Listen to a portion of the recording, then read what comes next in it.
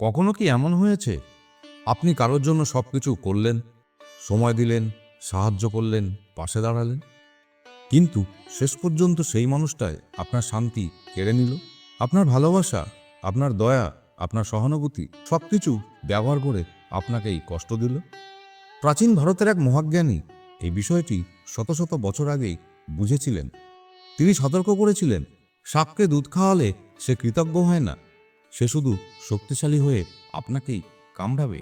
এই কথাটি বলেছিলেন মহাজ্ঞানী আচার্য চাণক্য। আজকের ভিডিওতে আমরা জানব কেন ভুল মানুষকে সাহায্য করা আপনার জীবনের সবচেয়ে বড় ভুল হতে পারে। কাইন্ডনেস কি সবসময় ভালো? আমাদের ছোটবেলা থেকে শেখানো হয়, ভালো মানুষ হও, সবার পাশে দাঁড়াও, যাকে পারো সাহায্য করো। কিন্তু একটা প্রশ্ন খুব কম মানুষই করে, সবাই কি সাহায্যের যোগ্য? কারণ বাস্তবতা হলো সব মানুষ একই রকম নয়। কিছু মানুষ আপনার সাহায্যকে আশীর্বাদ মনে করে, কিন্তু কিছু মানুষ আছে যারা আপনার দয়াকে দুর্বলতা মনে করে। তারা ভাবে এই মানুষটাকে ব্যবহার করা সহজ, এবং এখান থেকে শুরু হয় আপনার মানসিক শান্তির ধ্বংস। চাণক্য একটি অসাধারণ উপমা দিয়েছিলেন।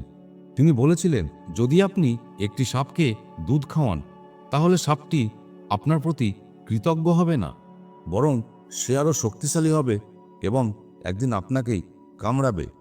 এই উপমার মাধ্যমে তিনি বোঝাতে চেয়েছিলেন, কিছু মানুষ আছে যাদের স্বভাবই বিষাক্ত। আপনি যতই ভালো করুন, তাদের প্রকৃতি বদলাবে না। টক্সিক মানুষের মনস্তত্ত্ব। বিষাক্ত মানুষদের একটি সাধারণ বৈশিষ্ট্য আছে, তারা তিনটি জিনিস খুব ভালো জানে। 1. অন্যের সহানুভূতি ব্যবহার করা। 2.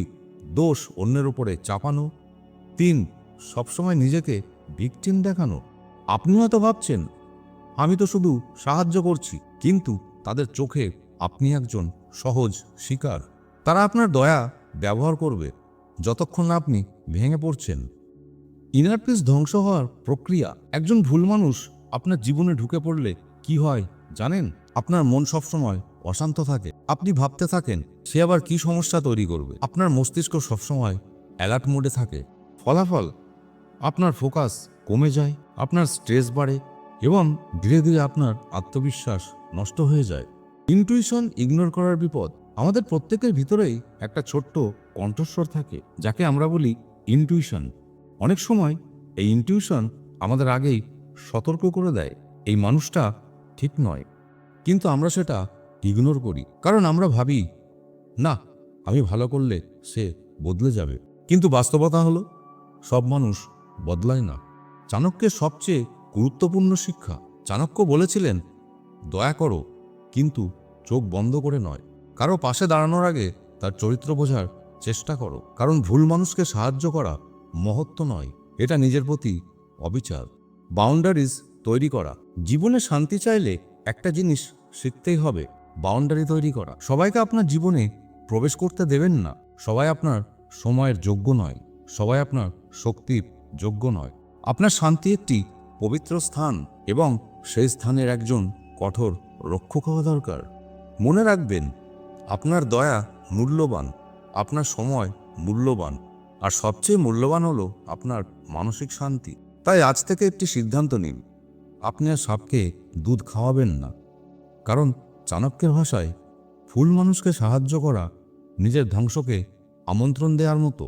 যদি এই ভিডিওটি আপনার চোখ খুলে দেয়, তাহলে ভিডিওটি লাইক করুন, কারণ অনেক মানুষ আছে যারা এখনো বুঝতে পারেননি ভালো হওয়া আর বোকা হওয়ার মধ্যে পার্থক্য আছে। আর এমন আরও গভীর জীবন শিক্ষা পেতে চ্যানেলটি সাবস্ক্রাইব করতে ভুলবেন না।